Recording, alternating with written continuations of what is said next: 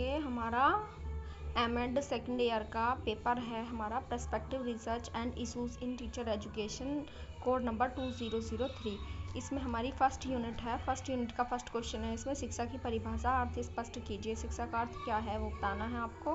तो हमें पता ही है शिक्षा की जो इन्होंने डेफिनेशन दी है, जॉन डेवी ने, टीपिनन ने सबसे पहले ये दे देनी है कि शिक्षा व्यक्ति की उन समझ शक्तियों का विकास है जो अपने वातावरण को नियंत्रित कर सके और संभावनाओं को पूर्णतः सिद्ध कर सके, जॉन डेवी ने कहा है।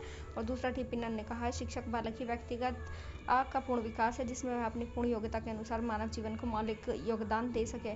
फिर इसका मूल्यांकन करना है तुम्हें। Evaluate critically above statement. John Locke stairs के अनुसार अपना जो भी है फिर मीनिंग ऑफ एजुकेशन दे देना। एजुकेशन दो लैटिन शब्द से है और शायद एजुकेशन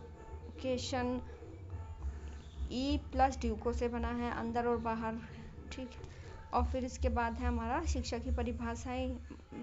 सुकरात ने, प्लूटो ने, अरस्तु ने, जॉन डेवी ने जो भी दी हैं वो आपको याद कर लेनी है। इसमें अरविंद घोष ने, स्पेंसर ने, गांधी जी ने, टी रेमांड ने, टीपिनन ने, रूसो ने, बी.एन. झा ने, प्लेटो ने, जॉन मिल्टन ने, टैगोर ने, पेस्टोलजी ने। शिक्षा प्रक्रिया है जो सामाजिक कार्य करता है, जो समाज को अपने हित के लिए कार्य करता है, ठीक है। ये सारी परिभाषा आपको दे देनी है। महात्मा गांधी की परिभाषा का विश्लेषणात्मक विकास, ये देख लो अपना। फिर इसमें शिक्षा से आप क्या समझते हैं, इसके विभिन्न रूपों की विस्तृत विवेचना कीजिए, ठीक।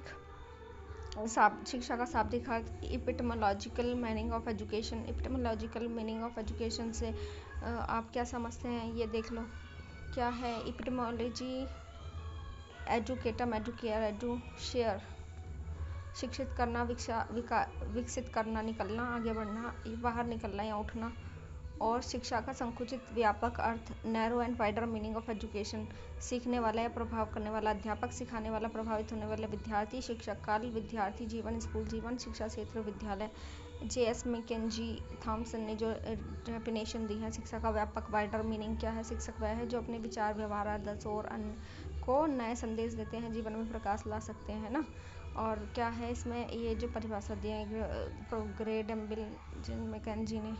Analytic meaning of education. Analytic meaning of education बता दो। एजुकेशन क्या है? Education is a process of development. Education is progressive change. Education is life long process. Education is purposive or conscious process. Education is harmonious development of human power.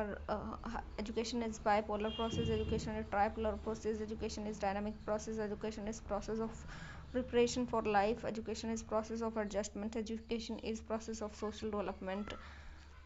Education is a process of liberation. शिक्षा सतत अनुभवों के पुनर्संगठन एवं पुनर्निर्माण की प्रक्रिया। शिक्षा सामंतकालीन अभिवृद्धि है।